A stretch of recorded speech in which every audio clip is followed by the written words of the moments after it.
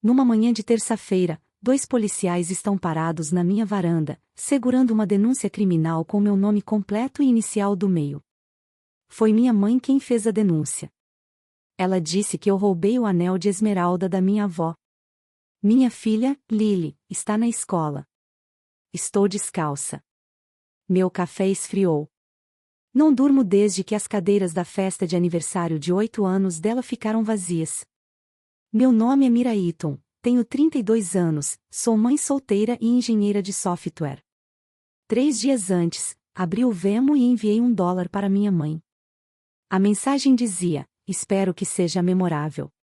Apertei o botão de enviar nesta mesma cozinha, olhando para 23 cartões de visita feitos à mão, ainda empilhados na bancada. Cartões que uma menininha escreveu com caneta permanente para parentes que confirmaram presença e nunca sequer abriram a porta.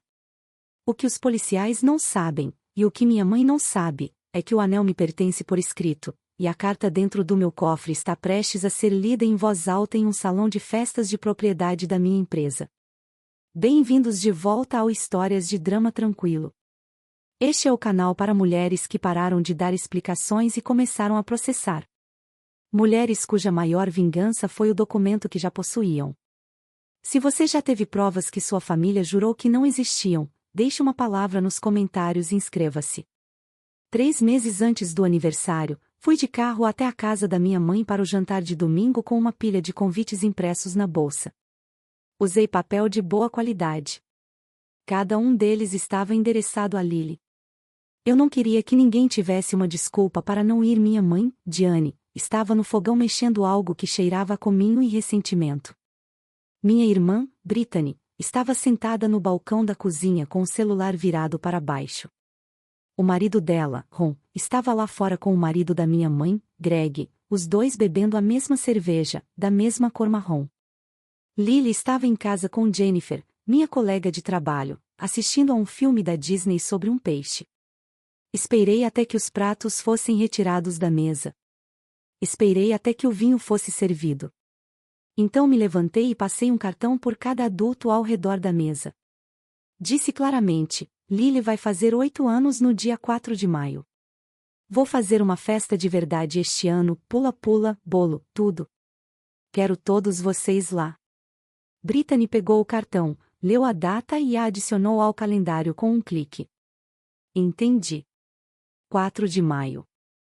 Ron assentiu. Estaremos lá. Tia Margie estava no viva voz. Ela disse, sim. Minha mãe pousou a taça de vinho e me olhou com a mesma expressão que usava em funerais. Claro que estaremos lá, querida. Ela é nossa filhinha. Lily nunca tinha dado uma festa com a família toda. Todo ano, alguém tinha um evento. O recital da Camila. O planejamento da festa de 15 anos da Camila. A arrecadação de fundos para a viagem escolar da Camila. Todo mês de maio era a vez da troca de roupa de alguém. Este ano, eu tinha convidado pessoalmente. Eu tinha visto as palavras brilharem nos olhos de cada um. Voltei para casa dirigindo, pensando que tinha feito tudo certo. Sou um engenheiro. Construo sistemas para uma fintech em Charlotte chamada Lead Capital e não perdi um prazo em 11 anos. Quando planejo algo, planejo como se fosse o lançamento de um software. Na segunda semana de fevereiro, eu já tinha uma planilha. A coluna A continha os nomes.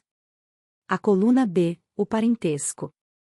A coluna C, a data da confirmação. A coluna D, um hiperlink para a captura de tela da mensagem de texto onde a confirmação era feita. 14 familiares disseram sim. 4 colegas de trabalho disseram talvez. Encomendei 22 cadeiras. Aluguei um pula-pula inflável. Paguei $185 por um bolo de 2 andares de uma confeitaria na Main Street que a Lily escolheu sozinha, aquela com a vitrine rosa. Todas as noites, antes de dormir, Lily se deitava de bruços, com o queixo apoiado nas mãos, e recitava a lista de convidados para mim como se fosse uma oração. Vovó Diane, tia Brittany, tio Ron, Camila, tia Margie, prima Megan, prima Holly, marido da prima Holly, tio Pat, tia Carrie, prima Tess, namorado da prima Tess, vovô Greg, senhora Park, Jennifer e a moça do bolo, se ela tiver tempo. Ela sempre terminava com a moça do bolo. A moça do bolo tinha sido muito gentil com ela na reunião. Eu perguntava, e eu? Ela respondia, claro que você. Você é quem manda. A mesa da cozinha começou a desaparecer sob cartolinas e bastões de cola. Lily estava fazendo cartões de identificação. Ela havia decidido sozinha que cada cadeira precisava de um. Eu deveria ter percebido naquela hora. Deveria ter notado que eu era a única adulta nessa história que acreditava que a planilha era um contrato. Eu vinha criando sistemas há 11 anos. Tinha me esquecido de que famílias não são sistemas. A ligação da Brittany chegou numa quinta-feira, 3 semanas antes. Eu estava na minha mesa revisando uma alteração no código quando o nome dela apareceu na tela. Ela abriu a janela. Oi, rapidinho. Não me mate. Vamos fazer uma reuniãozinha de preparação para a festa de 15 anos da Camila nesse mesmo sábado, das 14 horas às 16 horas. Não vai atrapalhar a sua, né? A sua é às 13 horas, certo? Cliquei na minha planilha. Sim. Das 13 horas às 17 horas. Perfeito. Eu e minha mãe daremos uma passadinha aí na sua reunião depois que passarmos na da Camila. Levaremos uma lasanha. Perguntei quem mais viria à reunião de planejamento. Ela fez o que sempre faz quando mente, falou mais rápido. Só as mães, algumas tias. O DJ talvez apareça com as amostras. O grupo de amigas da Camila vai fazer os arranjos de mesa. Perguntei onde seria. Ah, no clube de campo, Cypress Ridge. Eles reservaram uma sala para nós por 1 hora. Nada demais. Perguntei se ela queria que eu adiantasse a festa da Lily para domingo, para não haver nenhum conflito de datas. Não, não, não, não. Mamãe me mataria. Já está tudo pronto. Não seja controladora, Mira. Vai dar tudo certo. Eu disse, ok. Registrei a ligação, data, hora, duração, a citação sobre a sala lateral. Eu já vinha registrando ligações há 8 meses. Não tinha contado a ela. Depois que desliguei o telefone, fiquei olhando para o celular. O problema com a Brittany é que ela sempre foi uma mentirosa razoável para minha mãe, mas péssima para mim. A pequena reunião preparatória tinha um local. Tinha um DJ. Tinha uma equipe para o arranjo de mesa. Isso não é uma reunião. É uma festa com outro nome. Liguei para minha mãe naquela terça-feira à noite. Raramente ligava para ela durante a semana. Ela atendeu no terceiro toque com a voz que usa quando está passando hidratante. Sim, Mira, o que foi? Perguntei se deveria transferir a festa da Lily para domingo para manter o dia livre. Disse as palavras que havia ensaiado. Disse-as devagar. Houve uma pausa. A pausa já era uma resposta. Ela respondeu irritada. Querida, o planejamento da Camila leva só 2 horas. Todo mundo consegue fazer as 2 coisas. Por que você está complicando? Eu disse a ela que a reunião de planejamento parecia ter se estendido por mais de 2 horas. Contei a ela sobre o local. Contei a ela sobre o DJ.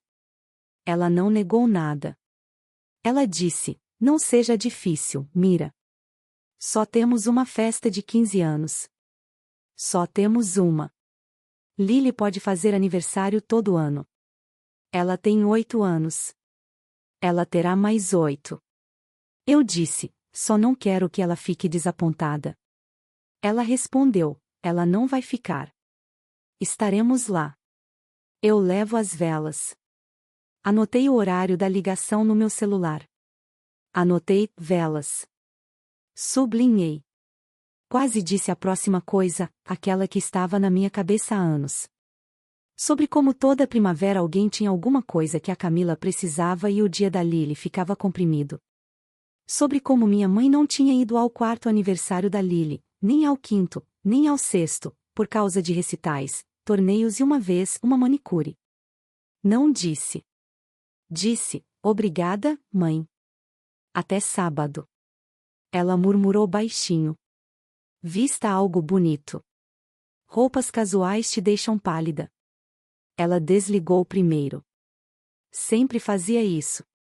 O dia 4 de maio era um sábado. A manhã chegou fresca e limpa.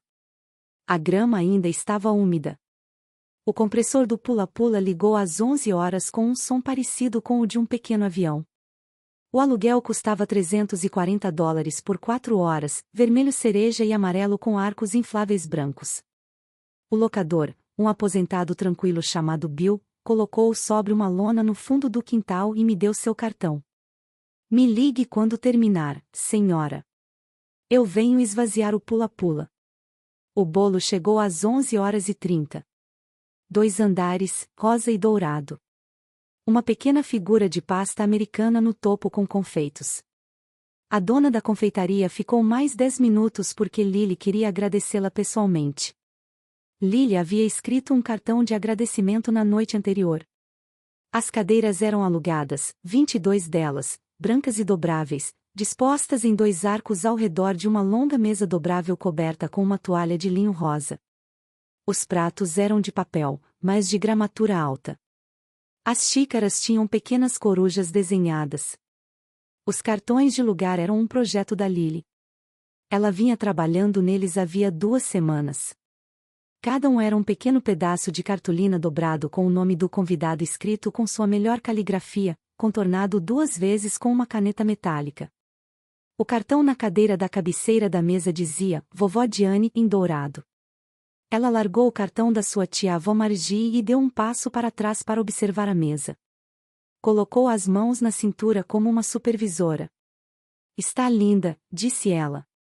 Eu lhe disse que era a mesa de aniversário mais bonita de toda a Carolina do Norte. Verifiquei o horário. 12h47, 13 minutos para o início. O som do compressor do pula-pula zumbia constante atrás de nós. Às 12h50, meu celular vibrou. Era Jennifer Park, minha melhor amiga na empresa, a mulher que me apoiou em todos os momentos difíceis desde que a contratei. Quer que eu dê uma passada aí? Posso levar minha sobrinha. Ela tem 6 anos. Elas vão adorar. Olhei para a mesa. 22 cadeiras, 14 familiares confirmados. A matemática batia. As cadeiras estariam ocupadas. Não, você é um amor. Só família hoje. Elas não perderiam por nada. A Lily está contando os dias às semanas. Ela leu a mensagem e começou a digitar. Parou. Começou. Parou. Finalmente, ok. Guarda uma fatia para mim. Eu disse que guardaria. Ela mandou um emoji de coração. Ela não disse o que queria dizer, que, eu acho, é o que todo bom amigo já quis dizer para todo bom amigo em algum momento da vida. Voltei para fora. Lily estava sentada nos degraus da varanda, com seu vestido rosa claro, meia calça branca e uma fita no cabelo que a Sra. Park lhe dera 2 dias antes. Ela segurava o presente que a Sra. Park havia deixado na noite anterior, uma pequena caixa embrulhada, mais ou menos do tamanho de um livro de bolso. Ela disse, Mamãe, posso abrir o da Sra. Park primeiro? Eu disse, esperamos por todos. Ela assentiu. Colocou o presente de volta no fundo da mesa de presentes. Caminhou mais uma vez entre os cartões com os nomes, tocando em cada um com um dedo, como se estivesse contando.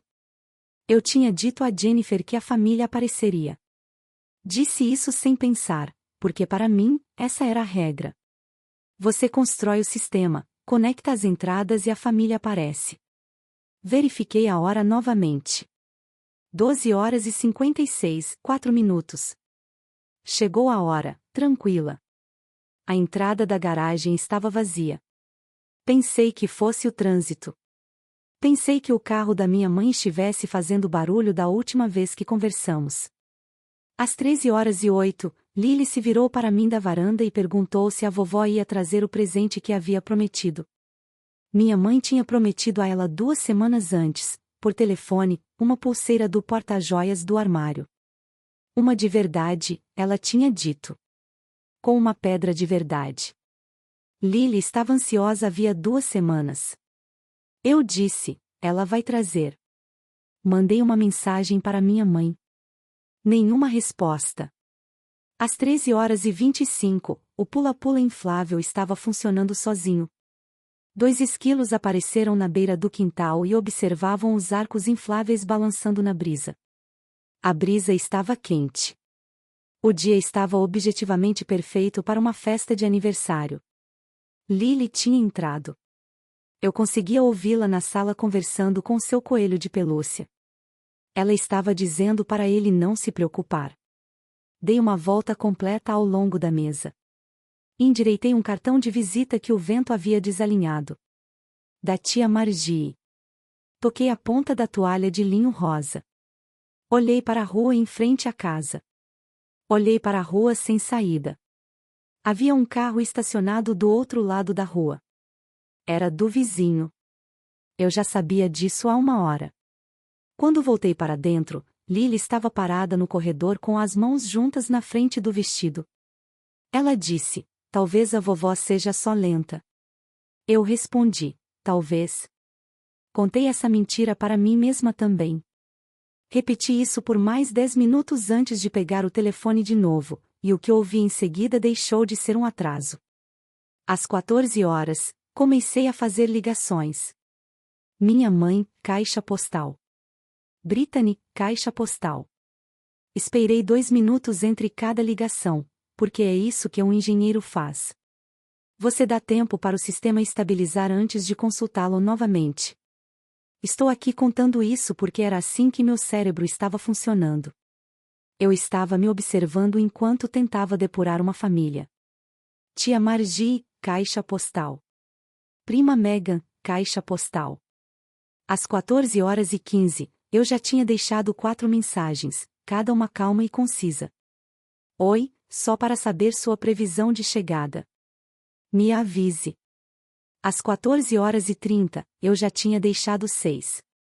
Lily saiu e perguntou bem baixinho se podia abrir o presente da Sra. Park primeiro, só para ter algo para fazer. Era aquela voz que ela tem antes de chorar. Eu disse que sim. Ela sentou no tapete da sala e desembrulhou o presente da Sra. Park devagar, do jeito que ela abre tudo que é importante.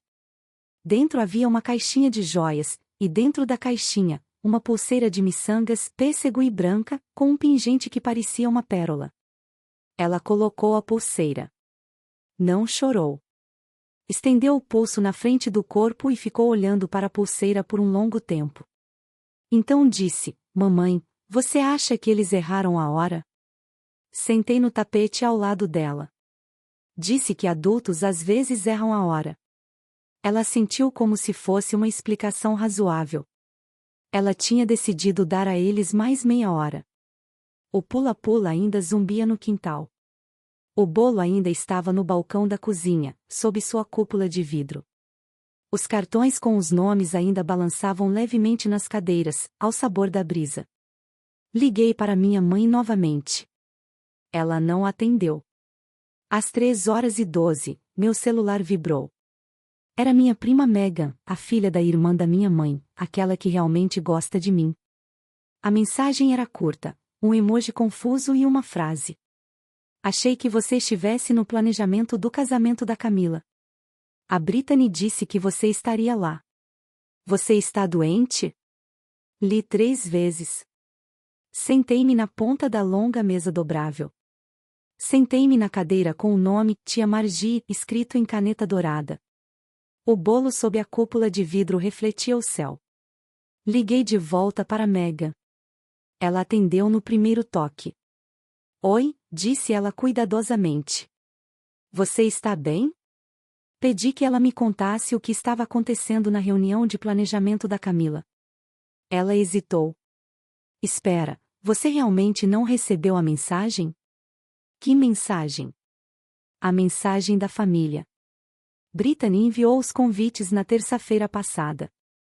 Disse que a reunião de planejamento seria das 12 horas às 17 horas no Cypress Ridge, com serviço de buffet. Ela disse que todos confirmaram presença. Ela disse que você chegaria atrasada porque tinha um compromisso rápido antes. Eu disse que não estava naquela conversa. Houve uma longa pausa, depois uma pequena inspiração. Ah, Mira. Perguntei quantas pessoas estavam lá. Ela disse que umas 40. Disse que o buffet era enorme.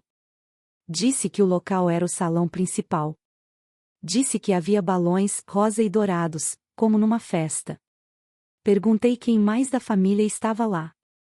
Ela começou a listar: minha mãe, Brittany, Ron, tia Margie, tia Carrie, tio Pat, os primos, todos que eu tinha convidado para a casa da Lily às 13 horas. Todos cujos nomes estavam num cartão dobrado numa cadeira branca no meu quintal, observando o vento balançar. Eu disse que precisava ir, desliguei. Sentei-me na cadeira da tia Margie por um tempo. Não me levantei. Não foi um conflito. Foi uma tomada de poder.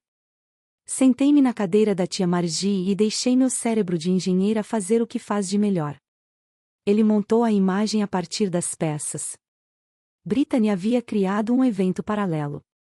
Ela o havia ampliado. Ela havia avisado a família que eu estaria presente. Ela havia enquadrado a festa da Lily como a pequena coisa que eu faria primeiro e da qual chegaria atrasada. Ela havia tirado minha mãe da minha órbita e a colocado na dela, levando o resto da família junto. Ela vinha planejando tudo por pelo menos uma semana, provavelmente mais. O salão de festas do clube de campo precisava ser reservado. O buffet precisava ser encomendado. As amostras do DJ e a equipe de arranjos de mesa que ela havia mencionado por telefone, essas coisas eram reais. Ela havia me dito que seria uma pequena reunião preparatória. Ela havia usado a palavra pequena. Sentada na cadeira da tia Margie, eu entendi que o que ela havia mudado não era apenas um calendário.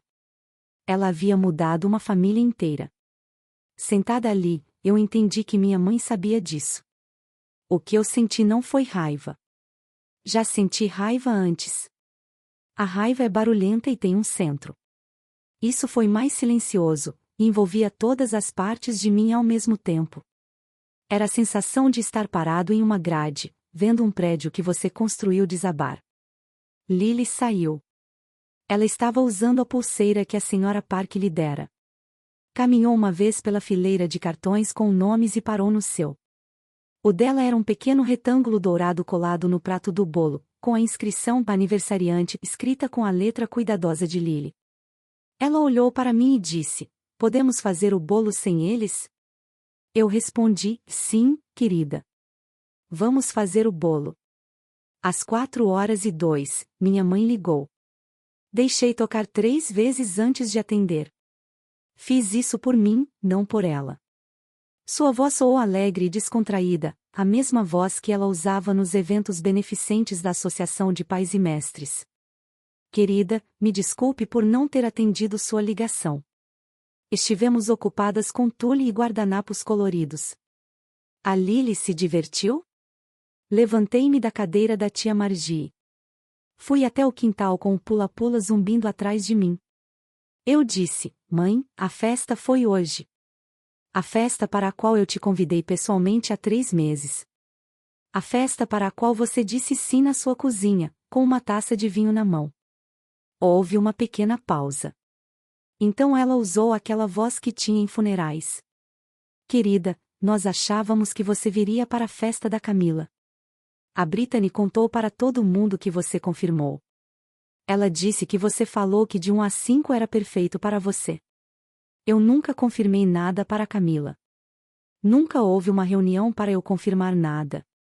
Houve uma festa completa com balões e um buffet. Não seja dramática. Não foi uma festa. Foi uma longa reunião de planejamento. Mãe, havia 40 pessoas lá. Minha prima Mega me contou. Outra pausa, e então a reavaliação. Bem, a situação se agravou um pouco. Você sabe como a Brittany é. Ela sempre exagera. Você não foi à casa da Lily, por que não entrou em contato conosco ao meio-dia para esclarecer, Mira? Por que não confirmou novamente? Eu não respondi. Eu não conseguia responder. A própria pergunta era a resposta. Ela quebrou o silêncio. Não transforme isso em algo que não é. Voltaremos amanhã com a pulseira. Faremos tudo direito. Eu disse, adeus, mãe. E desliguei. Eu precisava. Às 5 horas, Lily queria o bolo. Acendi 8 velas, rosas com pequenas espirais brancas, daquelas que se compram numa caixa no supermercado, na mesma ida ao supermercado para comprar cogumelos e pão. Sentamo-nos à longa mesa dobrável com 22 cadeiras e 21 cartões de nome ainda nos seus lugares. O vento tinha desequilibrado alguns deles. O da tia Margie tinha caído para frente, sobre a toalha de mesa. O da avó Diane continuava na cabeceira. O pula-pula tinha começado a perder pressão. Eu ainda não tinha ligado para o Bill para ele vir esvaziar. O compressor estava a funcionar, mas a estrutura estava a ceder no meio, o telhado vermelho cereja a dobrar-se para dentro sobre os arcos brancos. O chiado era suave e contínuo, como um furo lento num pneu, como um suspiro a escapar. Lily apagou as velas de uma só vez. Fechou os olhos por um segundo depois, como faz quando realiza um pedido. Não sei qual foi o pedido dela. Nunca perguntei. Alguns pedidos não são para mim. Pertencem apenas à pessoa que os fez, à mesa onde foram feitos, no dia em que foram feitos. Cortei um pedaço para ela. Ela comeu 3 mordidas. Largou o garfo e disse, mamãe, acho que já chega. Eu disse, tudo bem, meu bem. Ela se levantou e foi até a cadeira com a placa Vovó Diane. Pegou o cartão com o nome. Segurou-o na frente do corpo por um segundo. Depois, caminhou com ele pelo quintal e o jogou delicadamente na lata de lixo ao lado do muro dos fundos. Voltou. Segurou minha mão. Coloquei-a na cama às 7. Ela adormeceu antes que eu fechasse a porta. Então fui para o meu escritório. Meu escritório é o menor cômodo da casa.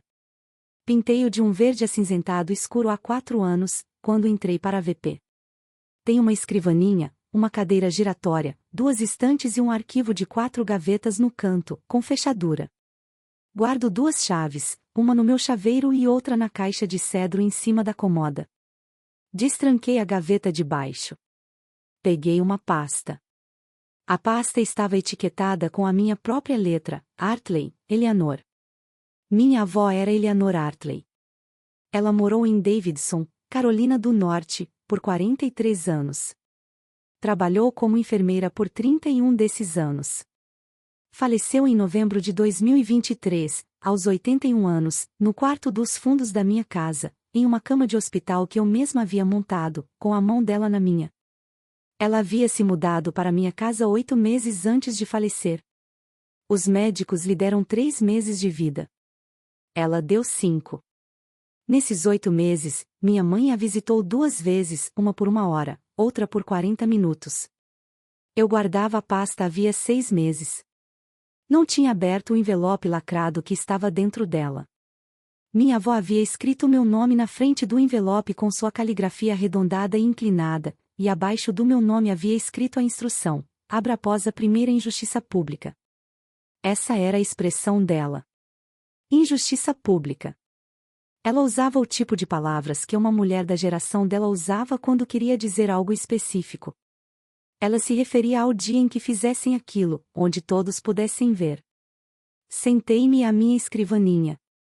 Coloquei a pasta sobre o mataborrão de feltro verde. Observei o envelope lacrado por um longo tempo.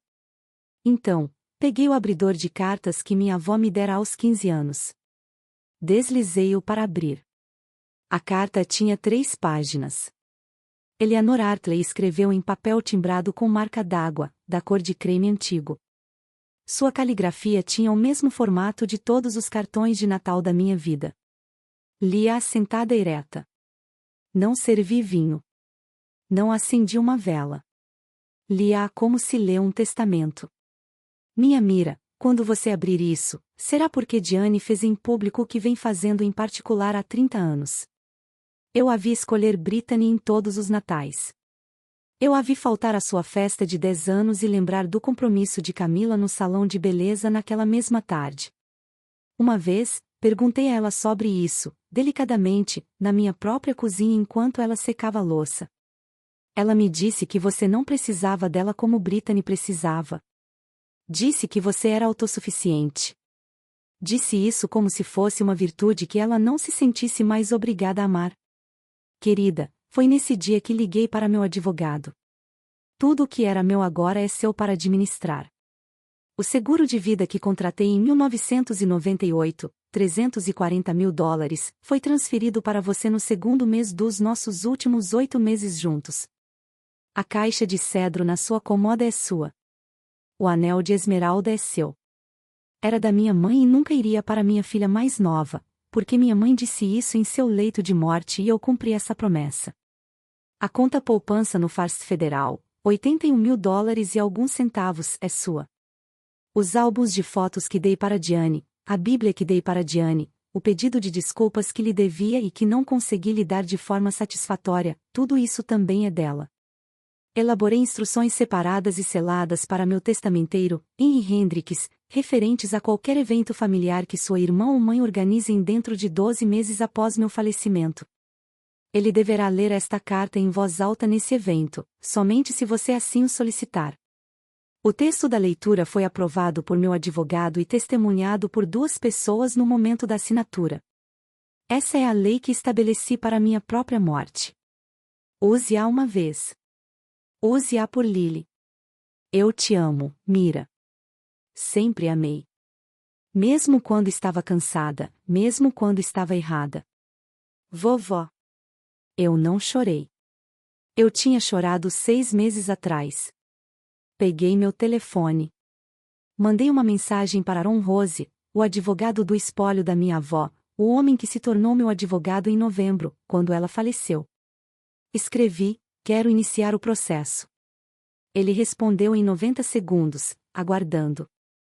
Na semana seguinte ao aniversário da Lily, fiz o que costumo fazer. Criei um livro razão. A coluna A era para itens. A coluna B, para despesas. A coluna C, para status. A coluna D, para observações. Castelo inflável, $340. Pago. Usado por um total de 42 minutos por uma criança sozinha, sem amigos. Bolo, $185. Pago. 2 andares. 3 mordidas consumidas. O restante foi doado a um abrigo para mulheres em Charlotte na tarde de segunda-feira.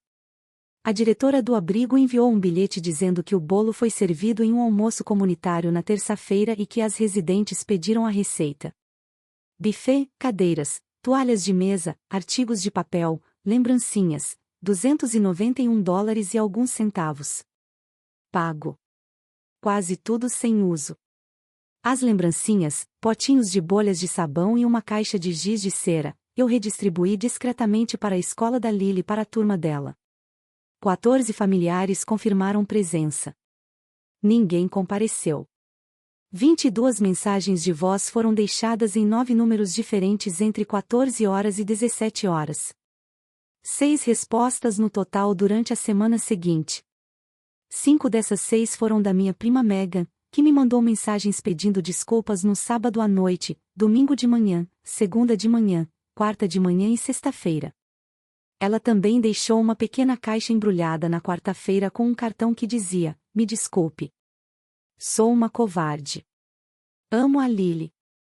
A caixa continha uma pulseira de berloques. De prata. Verdadeira. A sexta resposta foi da tia Margie. 3 palavras, mensagem de voz: desculpe, querida. A agenda ficou uma loucura. Ela não me retornou a ligação quando liguei de volta. Documentei tudo. Fiz capturas de tela das conversas por mensagem. Exporte-as para um único PDF seguro. Nomeei-o como DTL_pare_fallout_2024.pdf e o coloquei na pasta chamada Hartley, Eleanor. Aaron me ligou na manhã de quinta-feira. A papelada do inventário estava pronta. O processo de inventário havia sido concluído em março. Ele disse que eu poderia ligar quando estivesse pronta. Eu disse para ele esperar. Estava aguardando o sinal. Lily me fez essa pergunta na terça à noite. Estávamos escovando os dentes dela. Ela estava usando a pulseira da Sra. Park e a nova da prima Megan. O cabelo dela estava molhado do banho. Ela cuspiu a pasta de dente. Olhou para mim no espelho e disse: Mamãe, eu fiz alguma coisa errada? Perguntei o que ela queria dizer. Ela respondeu: tipo com a vovó, eu fiz alguma coisa. É por isso que ela não veio? A questão de ter 8 anos é que você ainda está tentando descobrir quem é o responsável pelas coisas que acontecem. Você começa por si mesmo, porque é a única pessoa cuja mente você tem acesso total. Você se examina primeiro. Você se pergunta: eu fiz isso? Você se pergunta: a culpa foi minha? Ela estava remoendo isso há 10 dias. Ajoelhei-me no tapete do banheiro. Segurei seus ombros. Disse: você não fez nada de errado. Alguns adultos simplesmente se esquecem de como cumprir promessas. Ela assentiu lentamente. Ela aceitou. Ela é generosa assim. Subiu na cama. Li para ela um capítulo de A Teia de Charlotte. Apaguei a luz do corredor. Com a porta entreaberta atrás de mim, encostei a testa na parede fria. 8 anos. Ela havia aprendido a pergunta errada. Desci as escadas. Servi-me de um copo d'água. Não servi vinho. Peguei meu celular. Procurei o número de Aaron Rose. Não liguei para ele. Ainda não. Estava esperando por mais uma coisa. Sentia no peito que estava para acontecer. A mensagem da minha mãe chegou na manhã de quarta-feira, 11 de maio, às 10h34. Eu estava na minha mesa na Lead Capital, no meio da revisão de código de uma versão que lançaríamos na semana seguinte. Senti o telefone vibrar. Vi a prévia na tela de bloqueio. A festa de 15 anos da sua sobrinha custa $2.600 por pessoa. Envie sua parte hoje. Sem exceções. Vemo da família para Diane Eaton. Não houve um olá. Não houve um como está a Lily. Não houve um sinto muito pelo que aconteceu no sábado.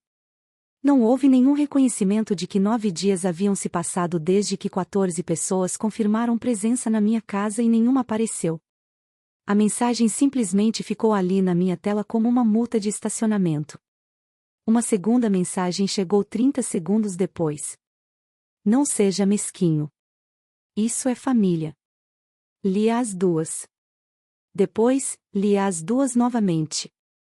Uma terceira mensagem chegou 1 minuto depois. Você não vai me envergonhar fazendo a gente pagar a sua parte. A família do Ron está de olho. Sentei-me à minha mesa. O cursor piscava no meu editor de código. A sala estava silenciosa.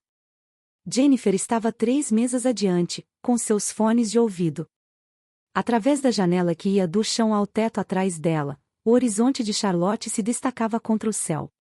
O que minha mãe não entendia, o que ela nunca se preocupou em aprender em 32 anos, era que o engenheiro em mim não se deixaria abalar por escalonamentos. Para mim, escalonamentos são dados. Quanto mais ela enviava, mais eu tinha. Abri o aplicativo de captura de tela no meu celular. Tirei print de cada uma. Enviei as imagens para o meu computador via AirDrop. Nomeei a pasta como DEMA_2024_05_11. Depois, abri o Vemo. Procurei por Diane Eaton. A conta dela apareceu. A foto do perfil era uma imagem genérica de um pôr do sol em uma praia onde ela nunca tinha estado. Toquei no campo do valor. Digitei $1. Toquei no campo da mensagem. Digitei: espero que seja memorável. Segurei o dedo sobre o botão de enviar por uns 2 ou 3 segundos. Não vou enfeitar a mensagem. Então, enviei. A notificação apareceu. 10h36 da manhã. Enviei $1 para Diane Eaton. Observação: espero que seja memorável. Foi a coisa mais barata que já comprei e a mais cara que já paguei. Tirei um print da confirmação. Enviei pelo AirDrop. Coloquei na pasta. Fechei o aplicativo. Voltei para minha revisão de código. Meu pulso não mudou. Eu tinha pensado que mudaria. Tinha pensado que haveria uma sensação, o tipo de sensação que as pessoas descrevem nos livros, onde o momento da decisão é pesado e cheio de significado. Não houve nada disso. Houve apenas o clique suave das teclas sob meus dedos, o cursor piscando, o som da Jennifer rindo de algo na tela e o zumbido suave do ar-condicionado do prédio. Parecia enviar um e-mail. Parecia o momento mais tranquilo do meu ano. Se você já enviou um único dólar para um familiar em sinal de protesto, ou se teve vontade, mas não o fez, conte a data nos comentários. Eu leio todos. E se alguma dessas histórias lhe parece familiar, inscreva-se no canal antes de ir embora, porque tenho muito mais histórias assim e você ainda não ouviu nem metade da minha. Fechei o Vemo. Voltei ao trabalho. 23 minutos depois, meu telefone começou a tocar. A primeira mensagem da Brittany chegou às 10h41. A segunda, às 10h42. A primeira ligação foi às 10h44. Deixei cair na caixa postal. A mensagem chegou às 10h46. A transcrição na minha tela, em letras azul claras, dizia: como você ousa nos envergonhar no grupo da família? Mamãe está chorando. Estou tremendo. Você sabe como isso parece para a família do Ron? Temos confirmações de presença. Temos um local. Temos uma cerimônia daqui a 3 semanas. Me liga de volta. Me liga de volta, Mira. Eu não retornei a ligação. Entre 10h44 e 11h06, ela ligou 14 vezes. A tela acendia repetidamente com a foto dela, uma foto do casamento que ela mesma havia escolhido. 14 tentativas em 22 minutos. Ela ligou do escritório. Ligou do celular. Ligou do celular do Ron. Ligou de um número que eu não tinha. A mensagem da minha mãe chegou às 11h09.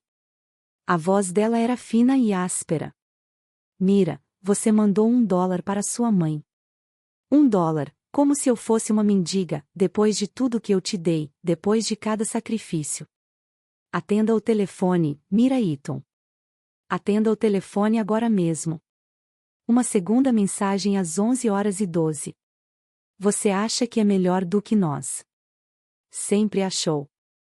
Acha que é melhor por causa do seu emprego, da sua casa. Não é. Uma terceira às 11h15. Camila vai descobrir que você fez isso. É isso que você quer? Eu não atendi. Fiz capturas de tela de cada transcrição. Coloquei cada uma na pasta. Depois, encaminhei tudo para Ron Rose em seu e-mail profissional com 2 frases no corpo da mensagem: comece o arquivo hoje. Saí do trabalho ao meio-dia.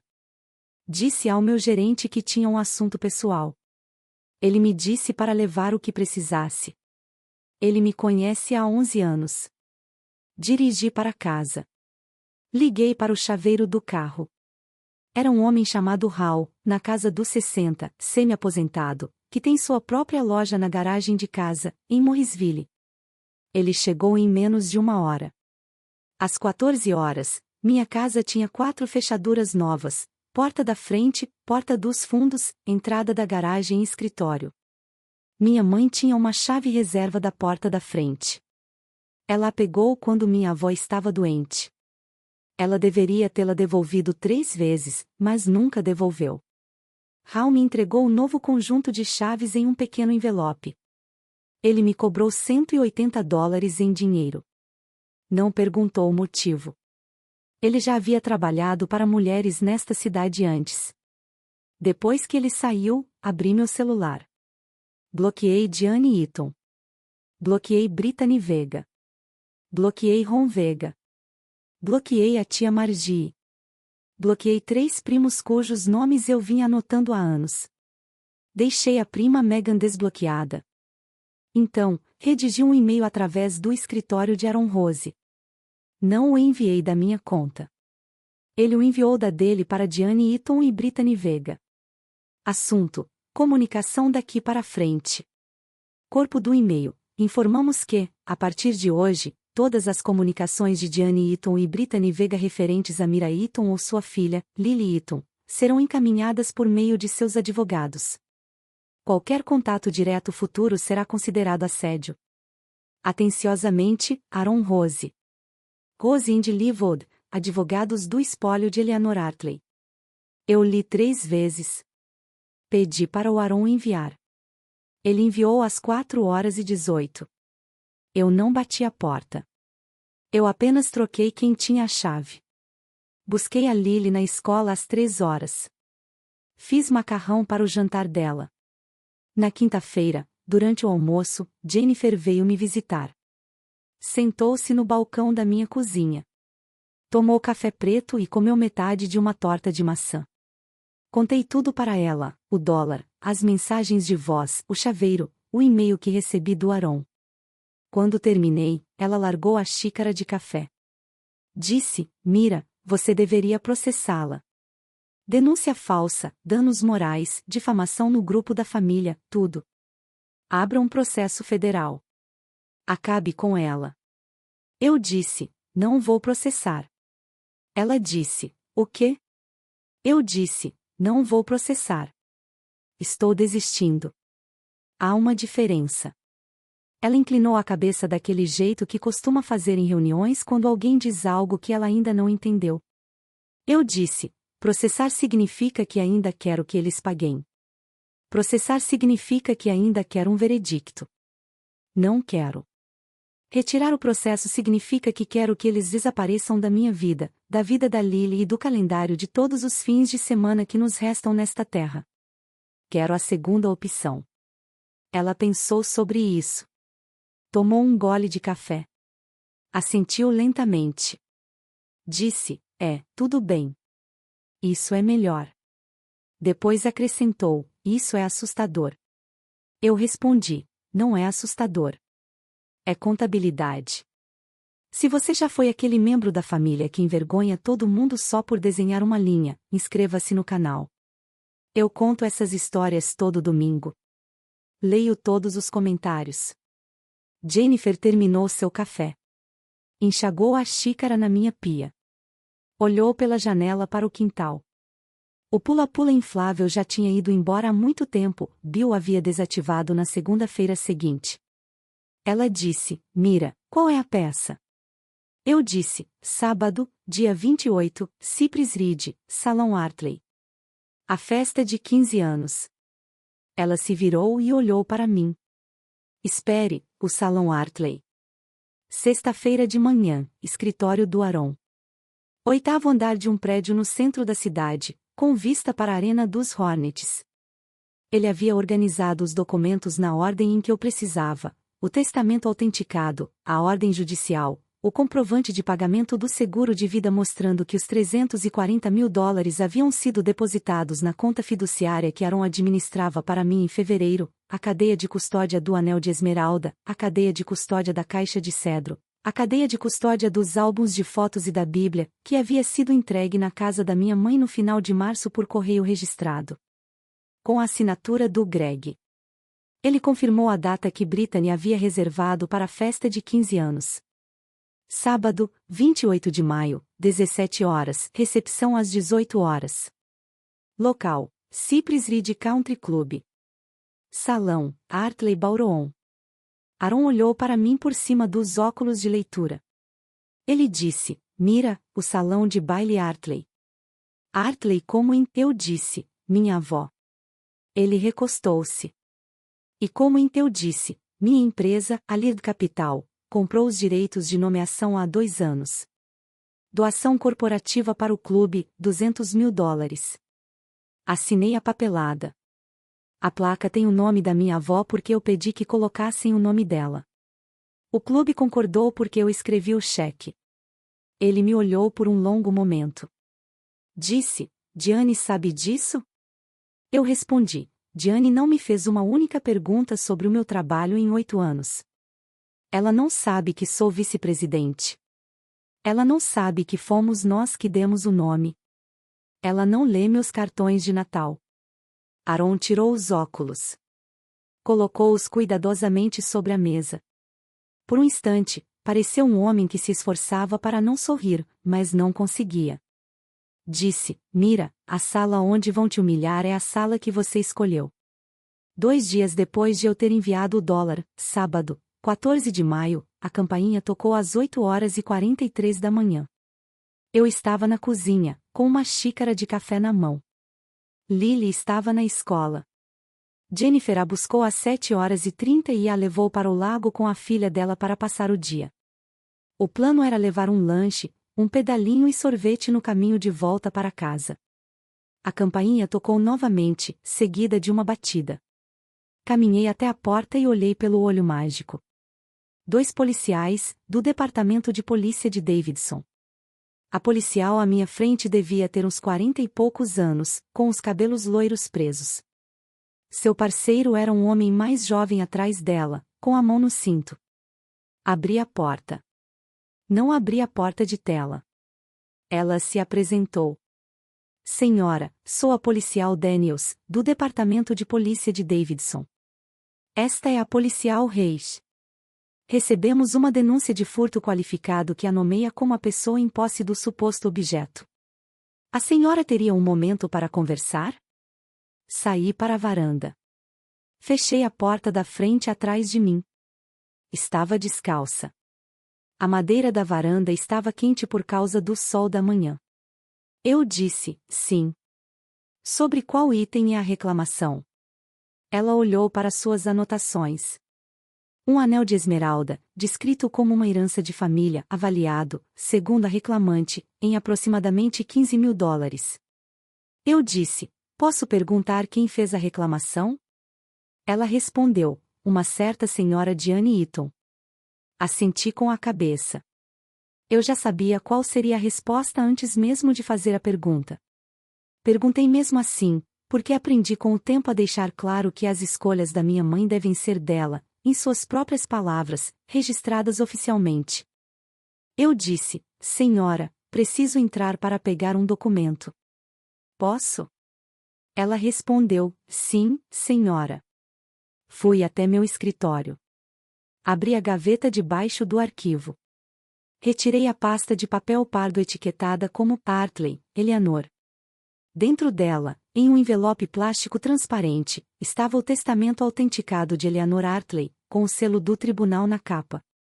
Dentro de uma caixa de veludo menor estava o próprio anel. Atrás do testamento estava a lista detalhada dos bens legados. Atrás desta, estava o formulário de cadeia de custódia, assinado por Aaron Rose e autenticado em cartório. Voltei para a varanda. Entreguei a pasta inteira à policial Daniels. Ela a pegou com cuidado, usando as 2 mãos. Leu a capa do testamento. Virou para a lista de legados. Seus olhos procuraram a linha relevante. Eu sabia que estava na página 4 porque já a tinha lido 43 vezes. Item 19. Um anel de esmeralda, com engaste em ouro, de origem do século XVIII. Valor estimado em $14.750. Legado para Mira Eaton, neta. Ela leu. Fechou a pasta. Devolveu-a para mim.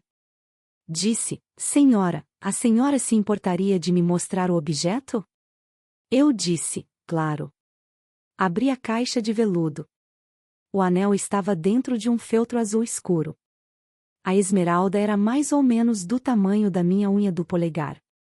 Minha avó usou na mão direita por 57 anos. Ela nunca o tirou, exceto na última semana de vida. A policial Daniels olhou para o objeto. Não o tocou. Acenou com a cabeça uma vez. Virou-se para o lado. Pegou o rádio. Falou por cerca de 30 segundos. Voltou e disse: senhora, peço desculpas pelo incômodo. Parece tratar-se de uma transferência legal totalmente documentada. Vamos encerrar esta ocorrência. Em seguida, acrescentou: a senhora tem o direito de registrar uma queixa por falsa comunicação de crime, contravenção penal em nossa jurisdição. Podemos colher a declaração juramentada agora mesmo, se desejar. Fechei a caixa de veludo. Segurei-a na palma da mão. Disse: senhor policial, agradeço a oferta, mas tenho algo melhor do que uma contravenção. A policial Daniels me deu um meio sorriso que não chegou aos olhos, mas que, de alguma forma, conseguiu honrar o que eu acabará de dizer. Ela me entregou um cartão de visitas. Disse-me para ligar diretamente para ela caso minha mãe tentasse registrar mais alguma queixa. Ela e seu parceiro foram embora. Saíram dirigindo pela rua sem saída em uma viatura silenciosa a 8 km/h. Um vizinho do outro lado da rua fingia estar regando as plantas. Ele claramente estava regando as plantas durante toda a visita. Fechei a porta da frente atrás de mim. Voltei para a cozinha. Meu café estava frio. Liguei para Aaron Rose. Disse: hoje? Fazemos isso hoje. Ele disse: 28 de maio, daqui a 2 semanas. Eu disse: sim. Ele confirmou que o Sr. Hendricks, o executor do testamento da minha avó, estava disponível. As instruções para a leitura haviam sido autenticadas. 3 amigas da minha avó, a Sra. Calavai, da rua de cima, o reverendo Pike, da primeira igreja metodista, e a Sra. Park, mãe da Jennifer e parceira de bride da minha avó por 19 anos, estavam de prontidão há meses. Liguei para o meu CEO da cozinha.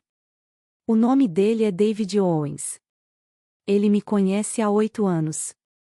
Eu disse: David, gostaria de participar de um evento familiar privado no Artley Ballroom no dia 28.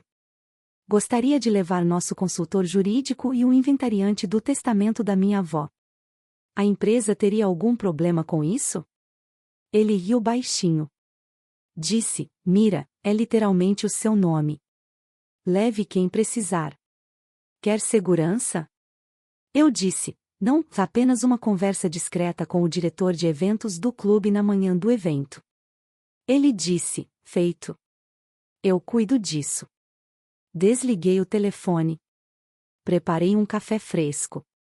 Não pedia permissão para nada há 6 meses. Não precisava começar agora. 28 de maio, 16h15.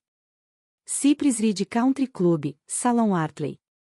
Eu usava um vestido verde esmeralda escuro, na altura do joelho, com mangas curtas. Meu cabelo estava preso do jeito que minha avó me ensinou. O anel de esmeralda estava na minha mão direita. O colar de pérolas da minha avó, aquele com a pequena esmeralda no centro, estava na minha gola. Estacionei debaixo da magnólia na lateral do estacionamento. Aaron já estava lá. Ele saiu do seu sedã vestindo um terno azul marinho. O Sr. Hendricks, o testamenteiro, era um homem magro de uns 70 anos, com um terno cinza e um pequeno broche da bandeira americana na lapela. A Sra. Calavai usava um vestido lilás e segurava a bolsa com as 2 mãos. O reverendo Pike vestia um terno preto e colarinho. A Sra. Park usava azul marinho e pérolas e, de perfil, parecia a gêmea da minha avó. Atravessamos juntos o estacionamento. Não tínhamos pressa. Não diminuímos o passo. O salão de baile Artley fica no lado sul da sede do clube. A placa do lado de fora das portas duplas diz: Salão de baile Artley, uma doação da Lead Capital, Charlotte, Carolina do Norte, em homenagem a Eleanor M. Artley, enfermeira, de 1942 a 2023. Brittany estava na mesa de registro dentro do saguão. Ela usava um vestido dourado claro. Estava conferindo os nomes dos convidados em uma prancheta. Ela olhou para cima quando entrei. Ficou pálida. Não pálida. Branca. Ela disse: Mira, o quê? O que você está? Você não pode estar. Eu disse, calmamente, com a voz que uso em reuniões de diretoria: tem um envelope do inventariante do espólio da minha avó. Serei breve. Falarei baixo. Sairei em 10 minutos. Ela olhou para o Sr. Hendricks. Olhou para a placa na parede atrás de mim. Largou a caneta. Minha mãe estava a uns 9 metros da entrada do salão de baile, perto do palco onde o DJ estava se preparando. Ela usava um vestido champanhe e segurava uma prancheta. Estava dando instruções a um homem que ajustava a altura de um microfone. Camila, de 14 anos, com um vestido azul claro de corpete bordado, estava perto da mãe. Seu cabelo estava preso. Ela havia ensaiado. Ela vinha ensaiando a semana toda. Eu sabia disso porque Megan tinha me contado. O salão tinha cerca de 70 convidados, mesas redondas para 8 pessoas, toalhas de mesa brancas, arranjos de mesa rosa e dourados. A equipe do buffet estava servindo os pratos de salada. Minha mãe se virou. Ela me viu. Viu o colar de esmeraldas na minha gola. Viu o anel na minha mão. Viu as 5 pessoas atrás de mim, de terno e colarinho clerical. Largou a prancheta. Caminhou em minha direção. Era uma mulher de sapatos elegantes, que havia sido uma presença pequena, porém marcante, em nossa cozinha por 32 anos. E naquele momento, ela parecia menor do que nunca. Ela se aproximou. Baixou a voz para um sussurro. Disse: "Você não é bem-vindo aqui. Esta é a minha família. Vá embora agora mesmo. Vá embora agora mesmo ou chamarei a segurança." Mantive a voz baixa. Mantive a voz firme. Eu também tinha praticado. Eu disse: "Mãe, estou aqui a pedido da vovó. Há um envelope. O testamenteiro lê ou eu leio? Você decide." Seus olhos se voltaram para o Sr. Hendricks, para Aaron, para a Sra. Calavai. Ela conhecia a Sra. Calavai. A Sra. Calavai havia lhe trazido uma caçarola na semana em que minha avó morreu. O salão ficou em silêncio.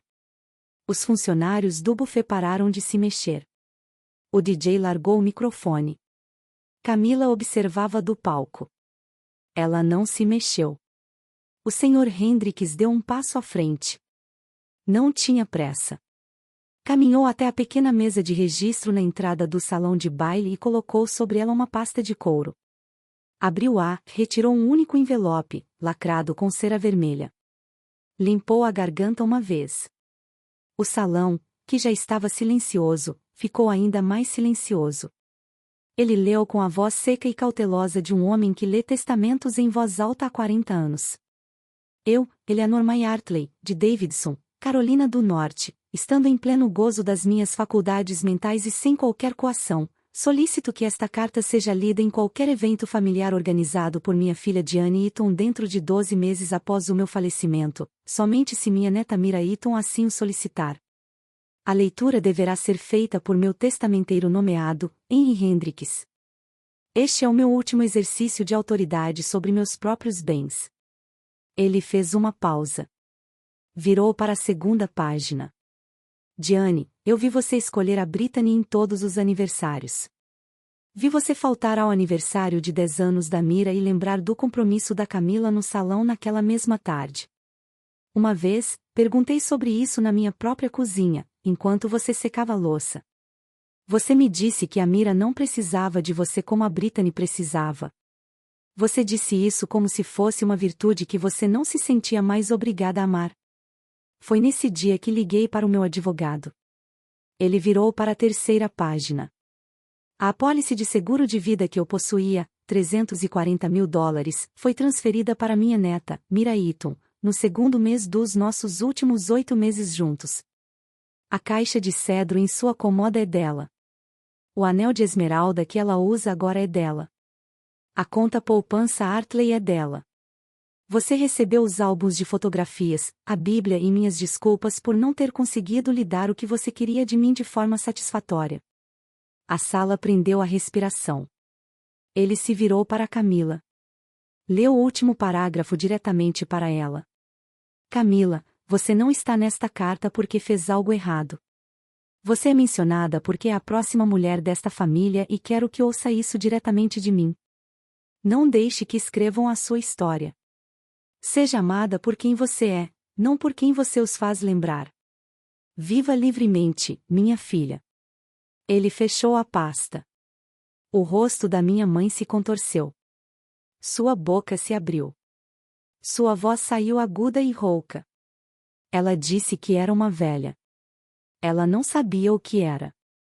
Eu disse, em voz baixa e calma, olhando para ela, ela sabia. Só não te contou. A voz da minha mãe se elevou. Ela disse, você não conseguiu esperar. Você arruinou a festa dela. Olha só para ela. Ela está chorando. Camila não estava chorando. Camila estava parada, imóvel, no estrado, com as duas mãos juntas à frente do corpete, me observando com uma expressão no rosto que eu lembraria pelo resto do verão. Brittany veio do hall de entrada. Ela pegou no braço da minha mãe e disse, Mãe, pare. Mãe, por favor, pare. Olhei para minha mãe. Depois para Brittany. Eu disse, seu evento está pago, mãe. O vestido da Camila está pago. O buffet, o local, o DJ, o bolo, tudo pago. Não vou tirar nada disso dela. Nunca tirei. Esperei um instante. Disse, estou retirando a parte de mim que achava que precisava pedir permissão. Eu me virei. As 5 testemunhas se viraram comigo. As portas do salão de baile Hartley eram de carvalho maciço com puxadores de latão, emolduradas pela marcenaria original de 1946. Elas haviam sido restauradas 2 anos antes como parte de uma doação corporativa. Eu mesmo havia aprovado a amostra da marcenaria em uma reunião que durou 27 minutos. Entramos no salão. Atrás de mim, a sala permaneceu em silêncio por 3 segundos. Então, uma cadeira arrastou, depois um murmúrio, e então nada que eu pudesse ouvir, porque já estávamos no hall de entrada. Aaron segurava a porta externa e o sol do fim da tarde batia no meu rosto. Atravessamos o estacionamento até nossos carros. A senhora Calavas segurou minha mão por um instante na porta do carro dela. Ela não disse nada. Não precisava. Entrei no meu carro e dirigi até a casa de Lily. 2 dias depois, na segunda-feira, 30 de maio, recebi uma mensagem de um número desconhecido. Tia Mira, é a Camila. Posso te ver? Estou usando o celular da minha amiga porque minha mãe pegou o meu. Respondi. Cafeteria na Main Street, em Davidson. 16 horas, estarei numa mesa de canto. Ela chegou às 5, jeans, moletom cinza, sem maquiagem, cabelo preso em um rabo de cavalo baixo. Com aquele moletom, ela parecia ter 12 anos. Sentou-se à minha frente e não pediu nada. Disse, eu não sabia. Eu disse, eu sei que não sabia. Ela continuou, sobre a Lily, sobre o aniversário, sobre nada disso. Mamãe me disse que você não veio à minha reunião de planejamento porque estava muito ocupada. Disse que você não se importou. Ela fez uma pausa. Eu fiz uma playlist para você para a festa depois do casamento. Tinha 8 músicas. Nunca te dei. Ela tirou um pequeno pendrive do bolso do moletom. Deslizou-o pela mesa. Quero dar para Lily, se ela quiser. Peguei o pendrive. Ela disse, quero conhecer minha avó, aquela da carta. Você pode me contar sobre ela? Eu disse, ela queria que você crescesse livre, Camila, não como uma arma. Ela foi enfermeira por 31 anos. Criou sua mãe e a minha em uma casa que construiu com as próprias mãos, junto com meu avô. Ela fazia o melhor pão de milho da Carolina do Norte. Ela teria te amado. Ela te amava. Só não conseguia chegar até você por meio deles. Os olhos de Camila estavam marejados, mas ela não deixou as lágrimas caírem. Ela disse, nos veremos de novo? Eu disse, se você me ligar, sim. Pode me ligar de qualquer telefone. Use qualquer telefone. Ela assentiu. Levantou-se. E foi embora. Sentei-me com meu café. Segurei o pendrive na palma da minha mão. Um mês depois, no último domingo de junho, Lily completou 8 anos e 1 mês. Não fizemos uma grande festa. Foi uma pequena comemoração. Jennifer e sua filha, a senhora Park, a confeiteira, e 3 colegas de classe da Lily com suas mães. Vendi o contrato de aluguel do Pula-Pula. Bill teve a gentileza de me permitir transferir o depósito para o aniversário do filho do meu vizinho em julho. Ele mesmo entregou o Pula-Pula vermelho cereja, acenando levemente para Lily por cima do muro dos fundos. Lily guardava um cartão com seu nome, o dela, aquele que dizia aniversariante com sua letra cuidadosamente impressa. Ela o guardava na gaveta de cima do criado mudo. Guardei a caixa de cedro na minha cômoda. Dentro dela, sobre um pequeno quadrado de linho branco, está o anel de esmeralda. Ao lado do anel, há um pedaço de cartolina dobrado com a inscrição Vovó Diane em caneta dourada, com o nome da minha mãe escrito do jeito que Lily havia praticado por 2 semanas. Tirei-o da lata de lixo na noite da festa, quando Lily estava dormindo, e limpei os cantos com o polegar. Ela não pergunta sobre a vovó Diane há 7 meses. Ela não faz mais perguntas inadequadas. O que aprendi com aquelas cadeiras vazias foi o seguinte: família não são as pessoas que compartilham o seu sobrenome. Família é o contrato que você assina com as testemunhas que comparecem, por escrito, de boa fé, no dia em que você disse que precisava delas. Essa é a minha história. $1, uma carta, uma porta que nunca mais abri. Se essa história te lembrou de anotar as coisas antes que digam que nunca aconteceram, considere isso um sinal. Obrigada por estar aqui. Deixe um comentário, inscreva-se no canal e nos vemos no próximo vídeo.